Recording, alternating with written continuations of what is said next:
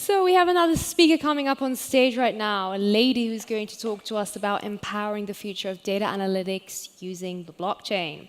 So Michelle Yeo is the co-founder of Data Vault, a blockchain data analytics platform delivering affordable intelligence to businesses. She's also a senior consultant at QED Consulting, a digital management consulting firm, and has over 10 years of experience in senior management teams around the world. So welcome, Michelle.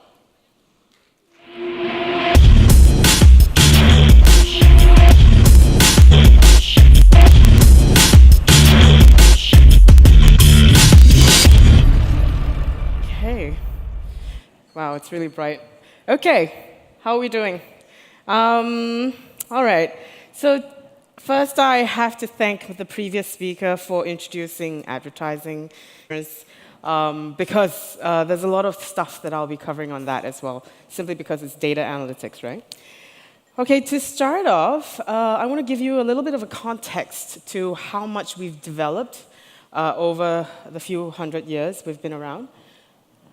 Okay. Okay, so we're here. So, does anybody know when papyrus or paper was actually invented? Anyone? Anyone? You guys use paper, right? Still? Huh? No, not where. When? When? 100 BC. Did I hear that? 100 BC? About there. Yes. Okay. And then it took a couple of hundred years again to do the press, the print press, the Gutenberg press. Do you know when was that? No? Any more? Yeah, 1440s. Yay. Okay. So it took us another couple of hundred years to do the telephone. Now, why am I bringing this up? And you go, well, what's it got to do with blockchain? What's it got to do with data analytics? What to really understand is that we have a desire to share. We want to communicate. And that's what we always want to be able to do. And a lot of the data that we do today actually tracks that, or is related to that, or is supposedly, helping to do that. Now, what I want to be able to focus on is actually this part, right? We have the Industrial Revolution, great on us, yay. And then after that, the 1900s, right up to 1990, we have our first search engine, 92 first smartphone, and then everything exploded after that. It's less than 40 years, and we've got so much data, created so much, right? And users have also created so much. Who remembers what Alta Vista is? You guys are laughing, and you show your age, right? So, and some of the brands up here are not even around anymore. So, that is a reality, right? Today, you guys have followed this, right? The one thing that it took away from this whole thing is that there is a lot of competition out there. And it's true. What the digital era has given us is access, right? And connectivity. It's not just a one-way connection anymore. I'll tell you that my washing powder washes white, and I buy it. You'll probably ask why. And then there's that communication that happens. That's data. Right? And so analysis, collection, and all that is already a huge part of everyday life. In case you don't know, I'm sure you do. That's how Google actually target ads at you. If you go to any of the sales platforms, marketplaces like Lazada, Amazon, that's how they target you, because you know exactly what you want, and they then find out, oh, she knows what she wants.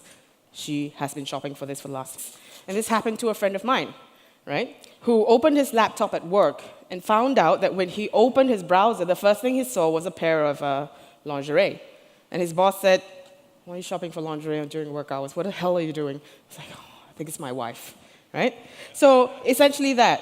But, when you use your laptop, they remember what you want to shop for. They don't know. They can't decipher who you are. That is becoming more sophisticated, okay? And so when we're looking at this, you need to understand that data actually drives communication strategies, right? The largest search engine global market share is Google at 77. Now, if you're not using Google, my question is why? because they would be the ones who would know your consumers better, they target better, and a lot of people are using it. But because a lot of people are using it, that's why they get better at it. And this is the one thing. You go, well, the second point is really not a big deal. It is a big deal. 60% of consumers can't tell the difference or differentiate a Google ad. What I want to be able to highlight to you is about the desensitization visually when you look at a piece of ad, right? We used to be able to differentiate and say, oh, this is an ad, this is an advertorial, this is an article, so on and so forth. But the way that Google has done it has been embedded, so insidiously in the layout, the way they put it out, that you don't recognize it as an ad. And that is where the consumer is at today, okay? Social media management, MarTech, new sort of like buzzword, marketing technology stack, they want to call it, but it's essentially tools that marketing companies would want to be able to use. Social media management, search management, and then there is marketing automation, like your emails, and replies and responses or chatbots and stuff like that, right? And then we talk about data tsunami. We're talking about the IoTs. You've seen people look at their phone, messages rolling, some of them talking like, hello, No longer is your mobile phone necessary. You can talk to your watch. And with this, it's an explosion of information that's coming out when you use, when you're called, who's calling you, what did you look at? Did you look at WhatsApp? Did you look at Telegram? Did you essentially then look at something else? Did you look at your Fitbit? How much did you run or walk today? Are you really in the good, range or in the bad range of your heartbeat? Stuff like that. All information, it's all data, and it all belongs to consumers. All right, what does this mean? It means that a lot of the habits and the way people live their life is changing. And it's not like, only the millennials will change. That's not true. How many of you actually don't have a mobile phone at the moment? And take a guess, an average. How many times do you touch your mobile phone without even knowing it? Like, just to touch it, and like, nobody called me. It's okay. Oh, somebody messaged me. Oh, yeah. How many do you know? Average. Global average. 4,000. 127. 127 times. You do your work, you drink your coffee, all you do is this. And then you do this, you put it there, and then you look at it again, and then you put it down, and then that's it. It's always, right? This is also data. So, we come to a realization that the world would be coming to a stage where hyper-personalization will come to fruition. It will come true. But what does it mean, right? We talk about hyper-personalization, and the consumers would also want to have an O2O experience. What does that mean? Online to offline, offline to online. If you deliver a great experience online, you'll pretty much need to be able to do that offline. So here's my question. Without enough data, understanding what your consumers like, dislike, want, how are you going to deliver that on-ground experience to them? All right? And then maintaining the the perception of all access, which means it's the age of me. I want to be able to see what I want. You should be able to give me access to what I want. And if you don't give it to me, means you me as a customer or a potential customer. That's a reality. And all this, sentiments, likes, dislikes, it's all about data. It's all tracked in what you guys use today. And this is what they want. This whole hyper-personalization, we're moving into where we cannot deny it. All right? And this is, I'll give you a quick overview, how blockchain will be able to help us move into that era. All right? So right now, when you talk about data analytics, what they really look at is demographics. Right? Your age, where you live, essentially, are you this type of a person, that type of person, where are you at, where are you geolocated, so on and so forth. Now, the next thing that they're moving into, which is a harder set of data that they would look into, is psychographics. What do you like? What do you not like? Why do you not like? Buy for certain occasions. And why do you not buy for certain occasions? And the most difficult thing to do is this, correlation, right? That's like the voodoo black magic in data analytics. And the big companies outside, like your Lego, like your Coca-Cola, your P&G, Livers, your McDonald's, they've been doing correlation for a really long time. Let me give you an example.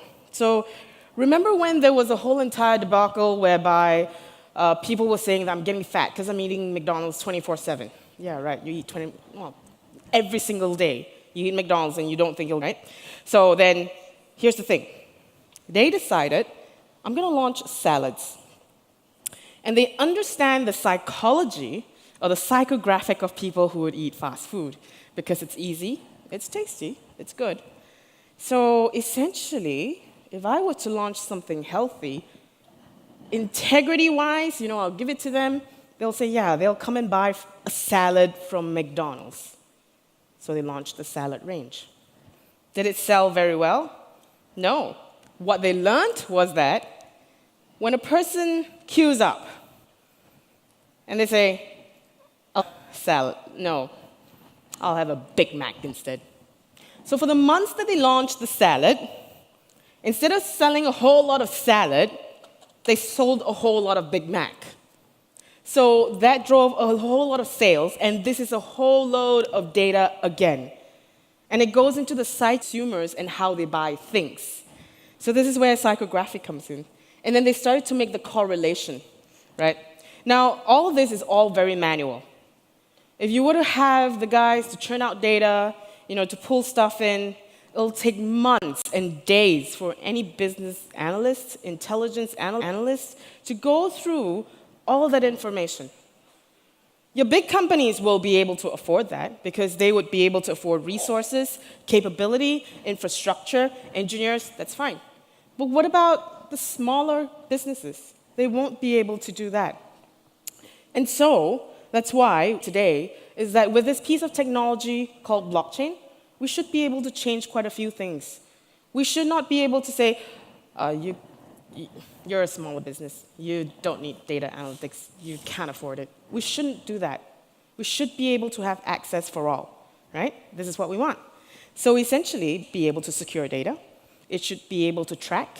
It drives accountability, trackability, and it cuts a lot of processes. The whole idea of smart contracts is brilliant. That's essentially what can be done. Now, right now, at this stage, we may not be there yet, but it doesn't mean we can't get there. The other part about blockchain and how it can work to this advantage is the whole enhanced encryption. We can then talk about data segmentation, giving people data that is not sensitive, and we're talking about GDPR, PDPC, right? How are we going to, now with traditional companies, even Facebook, when you talk about sharing your data, you share about how you look like, where you live, who your friends are. How would you then segment that if you were an agency, a company who want to be able to share data with your partners? Traditionally, you'd tell the BI, the poor guy there, and say, the report you gave me, you cut it into 10 different ways, and I need it tomorrow morning at 9. And it's maybe 5 o'clock in the evening. That doesn't work out. Your guy would be staying there 24/7, and he won't be able to finish the work that he needs to do. That's in a very traditional sense. And if you're talking about engines, your engineer would have to cut it 10 different ways. Has it been set that way? Maybe not. All right? So, at the end of the day, we need to protect us, our private data. We want to be able to ensure that we don't compromise our privacy and the way we live today, or at least safety as we know it. I'm going to move on and show you what this is. And the next question I'll ask is, which year do you think this movie came out?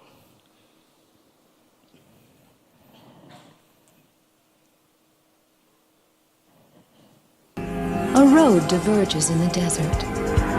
Lexus. The road is the one less traveled. Make sure you are dice.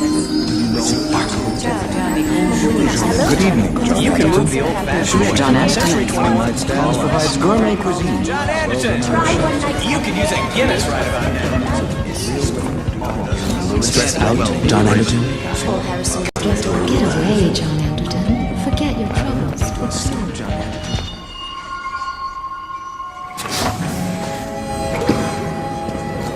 Hello, Mr. Yakamoto. Welcome back to the Gap. How those assorted tank tops work out for you? Mr. Yakamoto.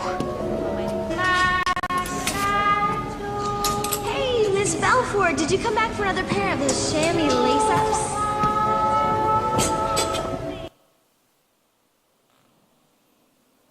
Okay. Which film is this? Got it. Which year? 2002. So, this was, what, 16 years back, right? And the producer of this film and the director, Steven Spielberg.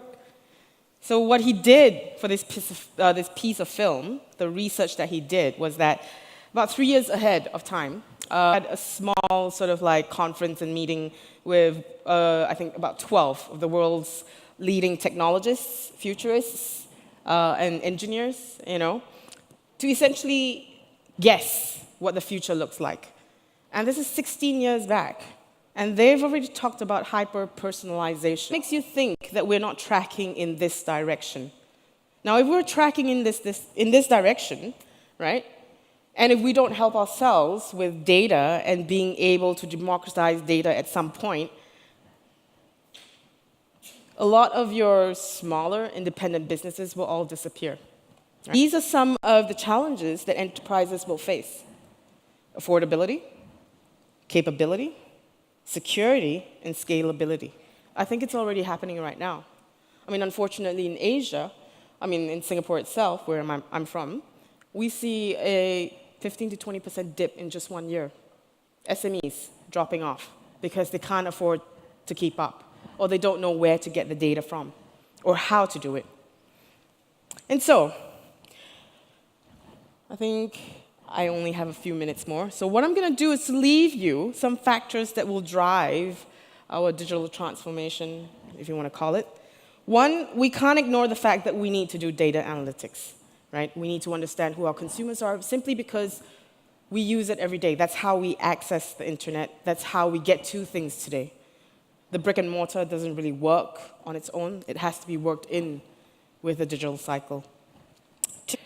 IoT will drive everything to the edge, like literally bonkers, right? And the edge, there's nothing to it. We talk about edge computing. People are looking into it right now, and it probably will come to fruition soon. Fast, furious 5G, need not to say more, okay? And digital transformation will be mandatory. For those who don't, they might cease to exist. 2-3 years tops, I'll give it. Artificial intelligence will be a mainstream, and at the end, blockchain will definitely find its way into mainstream. All right? So that's all the time I have. Thank you very much. If you have any questions at all? I have 2 minutes, I think. No, 1 minute. Nothing? Well, if I'm walking around, you can come ask me. Okay, great. Thank you very much.